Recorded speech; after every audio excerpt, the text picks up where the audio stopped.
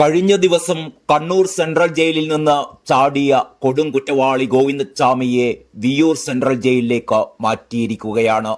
കനത്ത സുരക്ഷയിൽ ഇന്ന് ശനിയാഴ്ച രാവിലെ 7 മണിയോടെയായിരുന്നു ഗോവിന്ദച്ചാമിയുമായുള്ള വാഹനം വിയ്യൂരിലേക്ക് തിരിച്ചത്.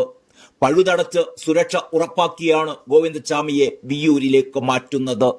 അതീവ സുരക്ഷയുള്ള കണ്ണൂർ ജയിലിൽ നിന്ന് ഇന്നലെ പുലർച്ചെയോടെയാണ് ഗോവിന്ദച്ചാമി ജയിൽ ചാടിയത്. പിടികൂടിയ ശേഷം ഇന്നലെ വൈകിട്ടോടെ ജയിലിലേക്ക് തന്നെ തിരികെ എത്തിച്ചിരുന്നു.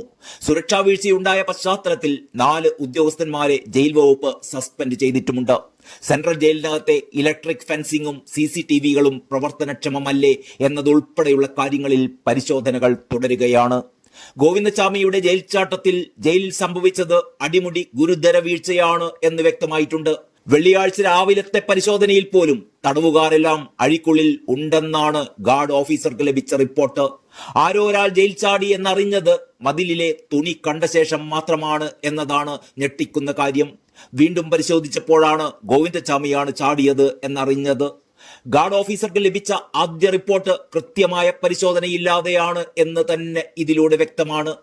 ജയിൽ ചാടാനായി മാസങ്ങൾ നീണ്ട തയ്യാറെടുപ്പ് ഗോവിന്ദച്ചാമിയെ പോലൊരു കൊടും കുറ്റവാളി നടത്തിയിട്ടും അത് തിരിച്ചറിയാൻ ജയിൽ ഉദ്യോഗസ്ഥന്മാർക്ക് കഴിഞ്ഞില്ല എന്നത് അതീവ ഗുരുതരമായ വീഴ്ചയായി കണക്കാക്കപ്പെടുന്നു.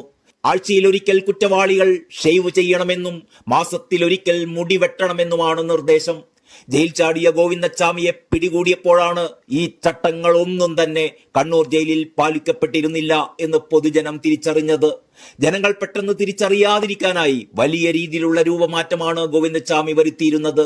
അരിയാഹാരം ഉപേക്ഷിച്ച് പകുതിയോളം ശരീരഭാരം കുറയ്ക്കുകയും താടി നീട്ടി വളർത്തി മുഖം തിരിച്ചറിയാനാവാത്ത വിധമായി മാറ്റുകയും ചെയ്തത് ജയിൽ ഉദ്യോഗസ്ഥന്മാരുടെ ശ്രദ്ധയിൽ പെട്ടില്ല എന്നുള്ളത് കണ്ണൂർ ജയിലിന്റെ കുത്തഴിഞ്ഞ അവസ്ഥ ചൂണ്ടിക്കാട്ടുന്നു. സെല്ലിന്റെ കമ്പികൾ മുറിക്കാനായി മൂർച്ചയുള്ള ഉപകരണം ആഴ്ചകളോളം കയ്യിൽ സൂക്ഷിച്ചതും ഗുരുതര വീഴ്ചയാണ്.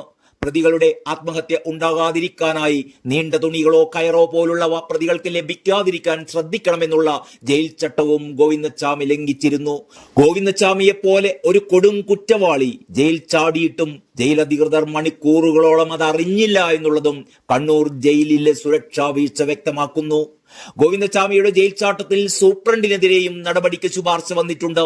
കണ്ണൂർ സെൻട്രൽ ജയിലിൽ ഗുരുതര സുരക്ഷാ വീഴ്ചയുണ്ടായതായി ജയിൽ DIGയുടെ പ്രാഥമിക റിപ്പോർട്ട്. വ്യാഴാഴ്ച രാത്രി 12 മണിക്ക് ശേഷം പരിശോധനകളൊന്നും നടന്നിട്ടില്ലെന്നായിരുന്നു കണ്ടെത്തൽ. സെല്ലിലെ ലൈറ്റുകൾ രാത്രിയിൽ പ്രവർത്തിച്ചിരുന്നിട്ടുമില്ല. 6 മാസമായി ഇലക്ട്രിക് ഫെൻസിംഗ് പ്രവർത്തിക്കുന്നില്ല എന്നും റിപ്പോർട്ടിൽ പറയുന്നു. കമ്പി മുറിച്ച ആയുധം കണ്ടെത്താതിരുന്നത് സെല്ലിലെ പരിശോധനയിലെ വീഴ്ചയാണെന്നും വിലയിരുത്തപ്പെടുന്നു. സെല്ലിൽ നിന്ന് പുറത്തിറങ്ങുന്നത് CCTVയിൽ പതിഞ്ഞിട്ടുണ്ട്. ഗോവിന്ദച്ചാമിക്ക് മറ്റാരുടെയെങ്കിലും സഹായം ലഭിച്ചിട്ടുണ്ടോ എന്ന കാര്യത്തിലും അന്വേഷണം തുടരുകയാണ്. 10ാം ബ്ലോക്കിലെ 19ാം സെല്ലിലാണ് ഗോവിന്ദച്ചാമിയെ പാർപ്പിച്ചിരുന്നത്. താൻ ജയിൽ ചാടുമെന്ന് ഗോവിന്ദച്ചാമി സഹതടവുകാരനോട് പറഞ്ഞിരുന്നു. ജയിലിലെ അഴിയുടെ അടിഭാഗത്തായി കഴിഞ്ഞ 9 മാസങ്ങളായി ഗോവിന്ദച്ചാമി രാഗിക്കൊണ്ടിരിക്കുകയായിരുന്നു എന്ന് ഇയാളുടെ കുറ്റസമ്മത മൊഴിയിലുണ്ട്. തന്നെ സർക്കാർ പുറത്തുവിടുമെന്ന് കരുതാത്തതിനാലാണ് ജയിൽ ചാട്ടത്തിനായി തയ്യാറെടുത്തത് എന്നും ഇയാൾ പോലീസിനോട് പറയുകയുണ്ടായി. ജയിലിൽ മരപ്പണിക്ക് വന്നവരിൽ നിന്നാണ് ഇയാൾ ചില ആയുധങ്ങൾ കൈവശപ്പെടുത്തിയത് അത്രേ. 3 അഴികൾ ഇയാൾ ഇത്തരത്തിൽ രാഗിക്കൊണ്ടിരിക്കുകയായിരുന്നു.